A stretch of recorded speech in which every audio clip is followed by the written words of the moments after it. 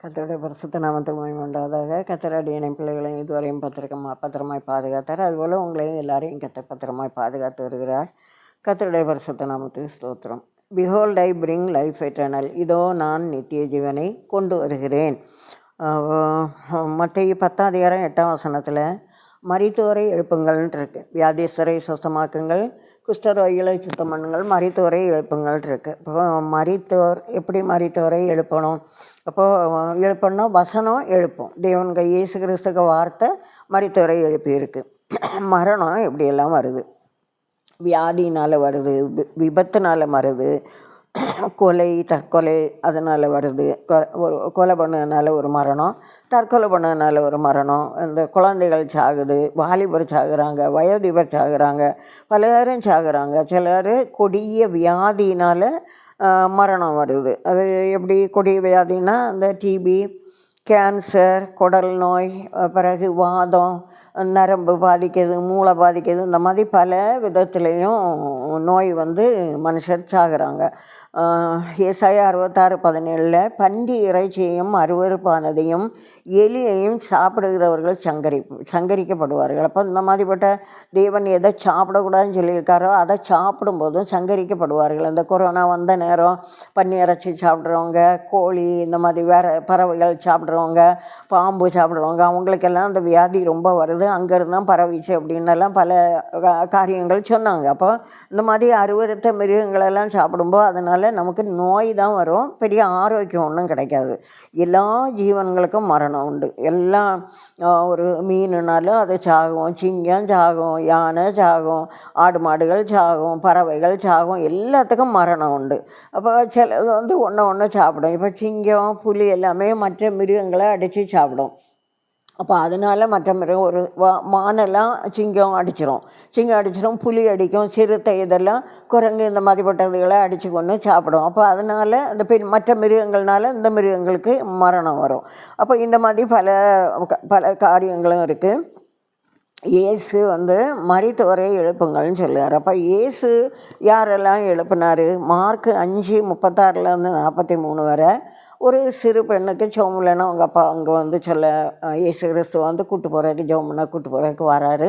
அப்போ அவங்க ஊழியக்காரங்களை சொன்னாங்க, பிள்ளை மறிச்சிட்டா இனி நம்ம அவரை தொந்தரவு பண்ணண்டான்னு. அப்போ இயேசு கிறிஸ்து இல்லை நான் வாரேன் அப்படின்னு சொல்லிட்டு விசுவாசம் உள்ளவனாக இருன்னு சொல்லி போய் அந்த சிறு பெண்ணை எழுப்புவார். அப்போ என்ன சொல்லுவார்? சிறுபெண்ணையே எழுந்துரு அப்படின்னு சொல்லுவார். உடனே அவள் எழும்பிட்டா.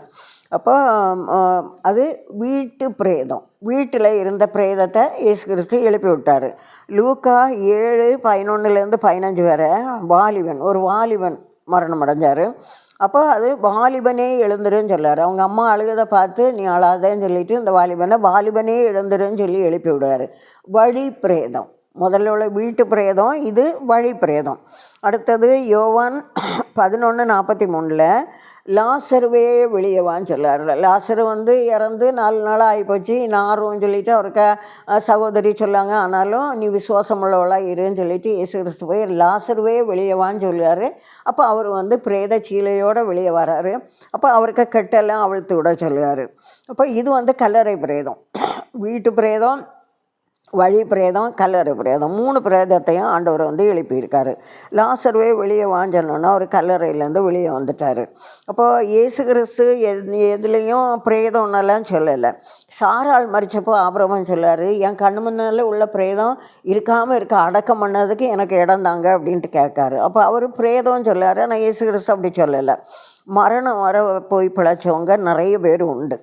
நம்ம சுனாமி நேரம் இந்த லீபரத்தில் அந்த சைடு இந்த கோடிமனை கடற்கரையிலெல்லாம் அந்த இயேசுவேன்னு கூப்பிட்டு நாங்கள் தப்பினோம், இயேசுவேன்னு கூப்பிட்டா நான் ஒரு பனையை பிடிச்சிக்கிட்டேன், எங்கள் வீட்டு ஃப்ரிட்ஜை பிடிச்சிக்கிட்டேன், எங்கள் வீட்டு தூணை பிடிச்சிக்கிட்டேன். ஏன்னா கடல் தண்ணி அந்த அளவுக்கு ரொம்ப உயரமாக வந்துட்டு. அப்போ கடல் தண்ணி இழுத்துக்கிட்டு போய் இவங்க இயேசுவேன்னு கூப்பிட்டவங்கள மரத்தில் கொண்டு சாத்தி வச்சுட்டு, வீட்டு கூரையில் சாத்தி வச்சுட்டு, அந்த மாதிரி பிழைச்சவங்க நிறைய பேர் உண்டு. லீபரோன்னு ஒரு ஊர் உண்டு. அது கன்னியாகுமரிக்கு அடுத்தது. அது கடற்கரை. லீபரத்துக்குள்ளே நடந்தாலே கடல் நம்மளோட உயரமாக இருக்க போல் தோணும் நமக்கு பார்க்க. அப்போ அந்த ஊரில் எங்களுக்கு சொந்தக்காரங்க உண்டு. அப்போ அவட்ட நான் கேட்டேன், நம்ம சுனாமி நேரம் எல்லா இடமும் நிறைய பேர் செத்தாங்கல்ல, அப்போ லீபரத்தில் எத்தனை மரணம் அப்படின்னு கேட்டேன். ஏக்கா எங்கள் ஊரில் ஒருத்தர் கூட சாகலை அப்படின்னு சொன்னால் ஆச்சரியமாக இருந்தது. அப்போ அவ சொல்ல, சர்ச்சு முடிஞ்சு எல்லாம் நடந்து வந்துட்டு இருந்திருக்காங்க. அப்போ எதிர 4-5 பேர் ஓடி 2 பணம் உயரத்துக்கு கடலில் வருது, கடல் பொங்கி வருது, கடல் பொங்கி வருது, இயேசுவே இயேசுவே எங்களை காப்பாற்றுங்கன்னு எல்லாம் நடு தெருவில் என்ன அப்படியே இயேசுவே எங்களை காப்பாற்றுங்க, இயேசுவே எங்களை காப்பாற்றுங்கன்னு சத்தம் போட்டு ஜெபம் பண்ணியிருக்காங்க. வந்த அலை 2 பணம் உயரத்துக்கு அவங்க சொன்னது அதை அப்படியே தாழ்ந்து சாந்தமாக அந்த அலை போயிட்டான். ஒரு ஆள் எப்பவும் கடலுக்குள்ளே சிப்பி பறக்கக்கூடிய ஆள், அதில் அவருக்கு முத்து இந்த மாதிரி கிடைக்குமா இருக்கும். அப்போ எப்பவும் சிப்பி பறக்கக்கூடிய ஆள் கடலுக்குள்ளே தான் கிடப்பாராம்.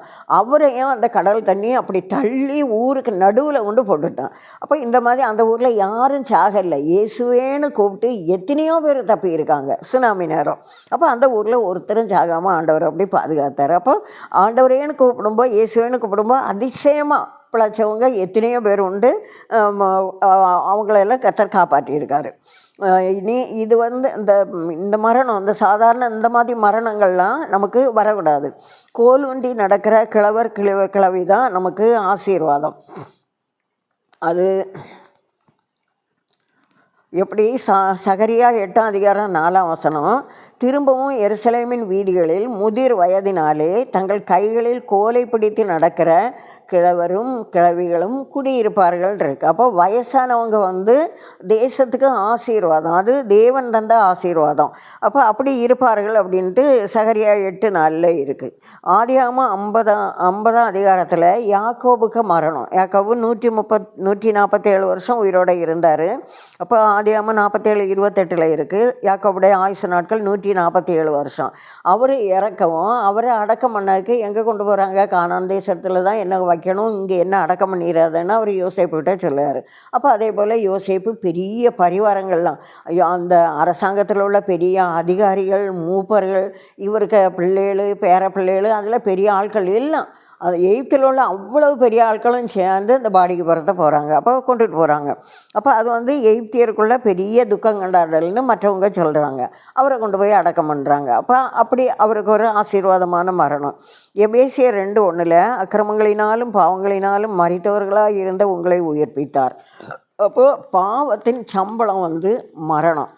அக்கிரமங்களினாலும் பாவங்களினாலும் மரித்தவர்களாக இருந்த உங்களை உயிர்ப்பித்தார். அப்போ அக்கிரமமும் பாவமும் செய்தால் மரணம் நிச்சயம். நிச்சயம்னா அது நரகத்துக்கு கொண்டு போகக்கூடிய மரணம், பரலோகத்துக்கு போகக்கூடிய மரணம் கிடையாது, மரணம் நிச்சயம். அப்போ நமது மாம்சமும் மனசும் விரும்பினவைகளை செய்து சுபாவத்தினாலே மற்றவர்களைப் போல கோபாக்கினேன் பிள்ளைகளாக இருந்தோம். அப்போ நம்ம மாம்சமும் மனசும் நம்ம இஷ்டப்படி ஜீவிச்சோன்னா நம்ம வந்து தேவ ராஜ்யத்துக்கு போக முடியாது. நம்மளை சுற்றி இந்த மரணம் நம்ம சுற்றி வரும்.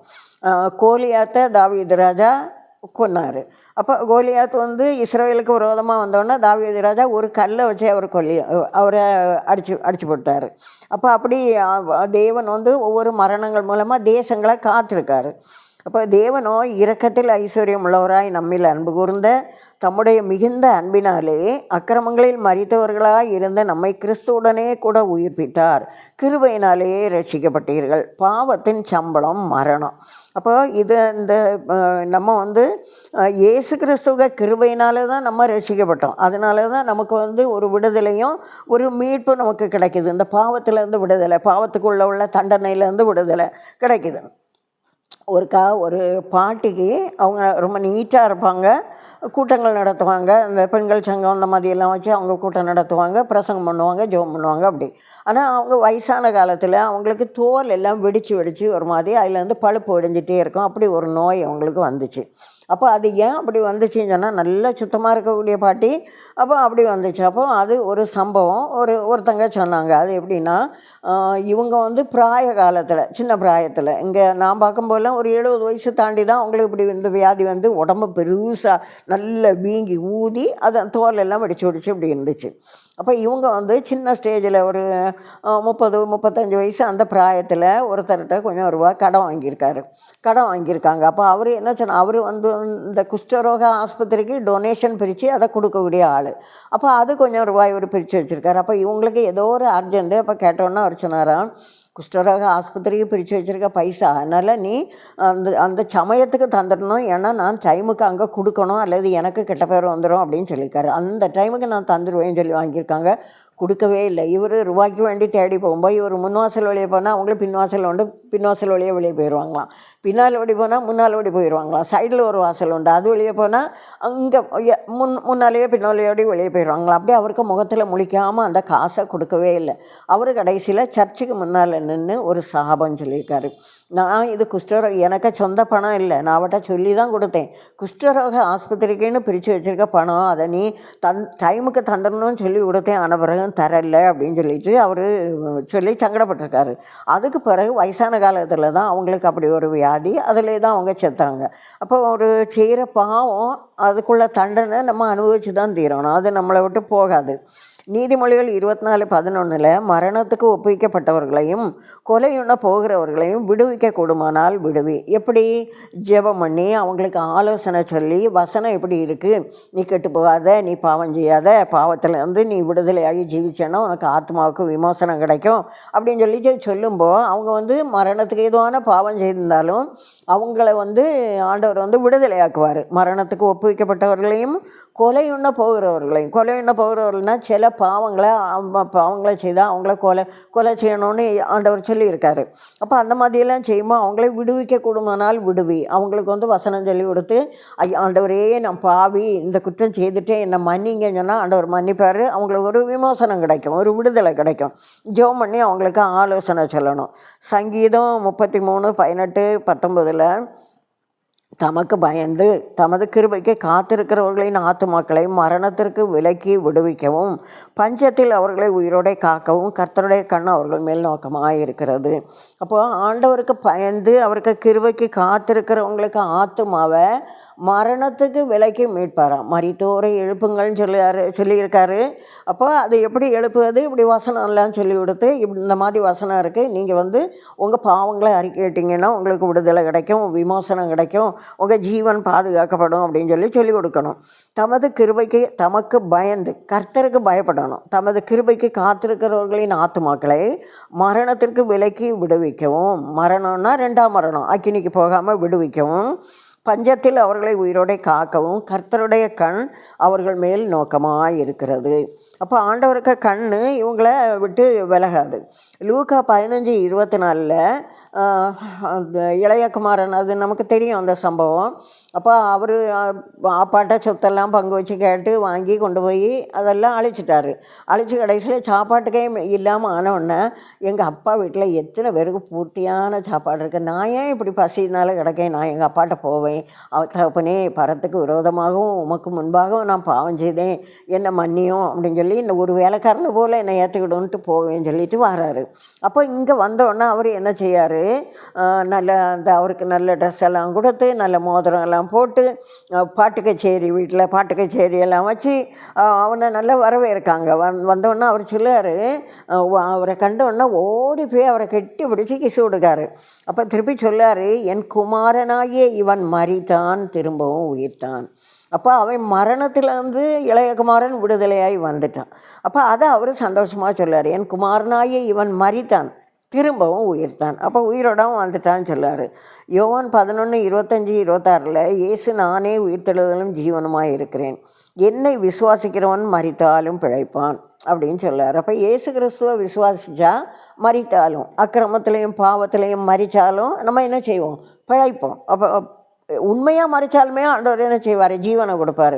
லாசருக்கு ஜீவனை கொடுத்துருக்காரு, வாலிபனுக்கு ஜீவனை கொடுத்துருக்காரு, சிறுபனுக்கு ஜீவனை கொடுத்துருக்காரு. அப்படி அவர் மறித்தவங்களை எழுப்புவது தான் அவருக்கு வேலை. 1 தெசலோனிக்கேயர் 4:16 கர்த்ததாமே ஆரவாரத்தோடும் பிரதான தூதனுடைய சத்தத்தோடும் தேவ எக்காலத்தோடும் வானத்திலிருந்து இறங்கி வருவார், அப்பொழுது கிறிஸ்துவுக்குள் மரித்தவர்கள் முதலாவது எழுந்திருப்பார்கள். அப்போ ஆண்டவர் வரும்போது கிறிஸ்துவுக்குள் மரித்தவர்கள் முதலாவது எழுந்திருப்பார்கள். பின்பு உயிரோடு இருக்கும் நாமும் கர்த்தருக்கு எதிர்கொண்டு போக மேகங்கள் மேல் அவர்களோடே கூட ஆகாயத்தில் எடுத்துக்கொள்ளப்பட்டு இவ்விதமாய் எப்பொழுதும் கர்த்தருடனே கூட இருப்போம் அப்படின்னு சொல்லார். அப்போ எப்பொழுதும் கர்த்தருடனே கூட இருப்போம்னா நம்ம ஜீவன் நித்திய ஜீவனுக்குள்ளே பிரவேசிக்க உள்ள பாக்கியத்தை ஆண்டவர் நமக்கு தருவார். அப்போ அதனால் நம்ம என்ன செய்யணும், நல்ல ஜெபம் பண்ணணும், நல்ல பைபிள் வாசிக்கணும். அப்போ இதில் இன்னொரு காரியம் இது என்னன்னு சொன்னால், இப்போ வந்து இந்த இப்போ ஆக்சிடெண்ட் எல்லாம் ஆகி சாகுறாங்க.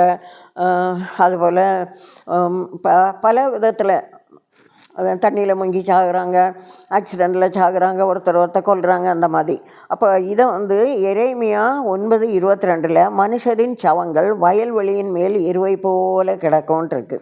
16 நாளில் நிலத்தின் மேல் எருவாவார்கள் இருக்கு. 25:33 அக்காலத்தில் பூமியின் ஒரு முனை துவக்கி பூமியின் மறுமுனை மட்டும் கர்த்தரால் கொலையுண்டவர்கள் கிடப்பார்கள். அவர்கள் புலம்பப்படாமலும் சேர்க்கப்படாமலும் அடக்கம் பண்ணப்படாமலும் பூமியின் மேல் எருவாவார்கள் இருக்கு.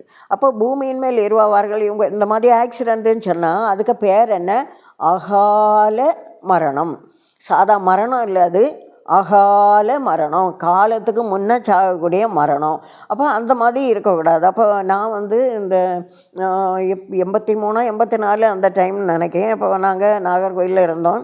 அப்போது என் ஹஸ்பண்ட் வந்து ஆஸ்பத்திரியில் வேலை. அப்போ நான் எனக்கு போஸ்ட்மார்ட்டம் பார்க்க ஆசை. அப்போ நான் சொன்னேன், எனக்கு போஸ்ட்மார்ட்டம் பார்க்கணும், ஒரு நாள் காட்டுவீங்களா அப்படின்னு கேட்டேன். அப்போ ஒரு நாள் காலையில் நைட் டியூட்டி பார்த்தாங்க. அப்போ காலையில் வந்து இன்றைக்கி ஒரு ஆள் ஆக்சிடெண்ட்டில் இறந்து போச்சு, அப்போ அங்கே வச்சிருக்கு, அப்போ மத்தியானத்துக்கு மேலே ஆகும் போஸ்ட்மார்ட்டம் பண்ண, நீ வா அப்படின்னு சொல்லிட்டு என்னை கூப்பிட்டு போனாங்க.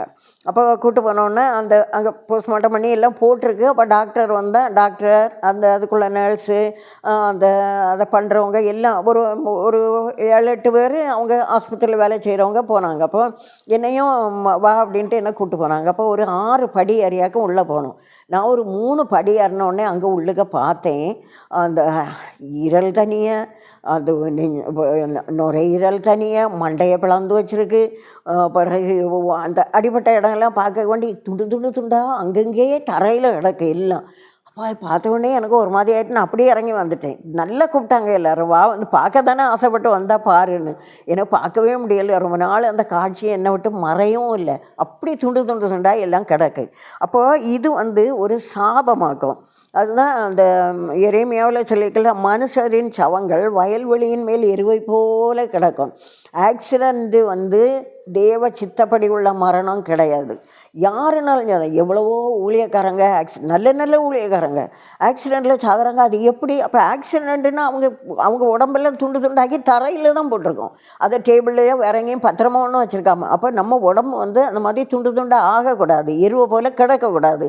அது ஒரு சாப வார்த்தையாக்கும். அப்போ அந்த மாதிரி இருக்கிறது வந்து தேவ சித்தம் உள்ள மரணம் கிடையாது. வயசானவங்க இருக்கணும், கோலுண்டுகிற கிழவையும் இருக்கணும். அதுதான் நமக்கு தேவ ராஜ்யத்துக்குள்ள ஆசீர்வாதமும் தேவன் தரக்கூடிய ஆசீர்வாதமும். அப்போ இதில் ஆண்டவர் என்ன சொல்லார்? சிறுபனை எழுப்பி விடுவார், வாலிபனை எழுப்பி விடுவார், லாசருவை எழுப்பி விடுவார்.